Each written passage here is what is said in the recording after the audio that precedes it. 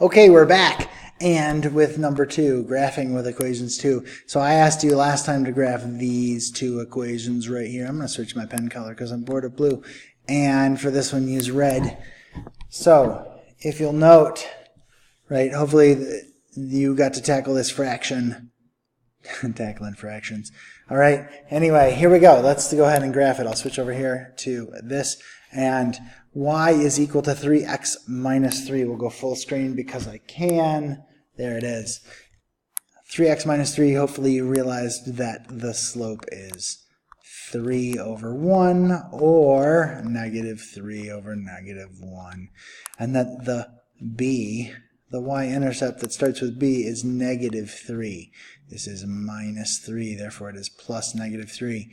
So, start at the origin, go down 3. 1, 2, 3. We're starting at negative 3. And then up 3. 1, 2, 3 over 1. So we're hitting the x-axis as well at negative 1. And that works because if you plug in 0 for y in this equation, then you get 3x minus 3. Add 3 to both sides. You should all know how to do this by now because Ms. Bear taught you. Divide by 3. And x is 1. So that when y is 0 on the x-axis, x is 1. And again, we can go down 3 and back 1. Also, that's the negative 3 over negative 1 right there. And then we'll have a handy-dandy line, this time black, and plug it in like this.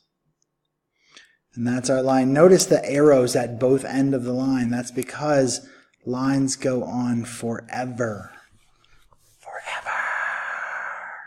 Yeah, I'm like a pony. I'm a little hoarse. Been talking too much. Anyway, that's that one. Let's go back. Let's get out of here and go to the next one.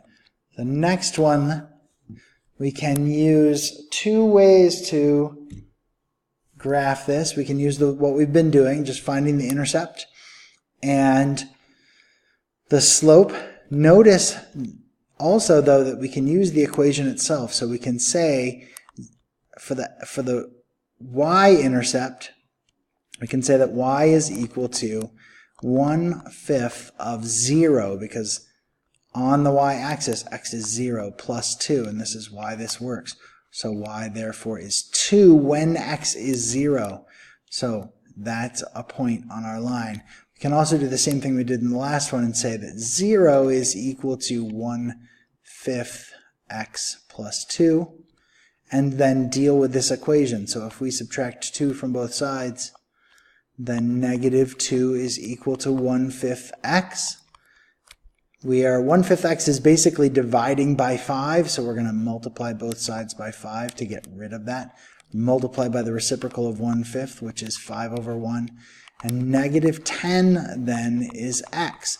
So when y is 0 at the x-axis, x is negative 10. That's 2, 5, 7, 9, 10 right here. Okay, so we now have our two intercepts and we can simply draw our line between them. I am going to use my trusty dusty tool. It's not really dusty, it's on the computer.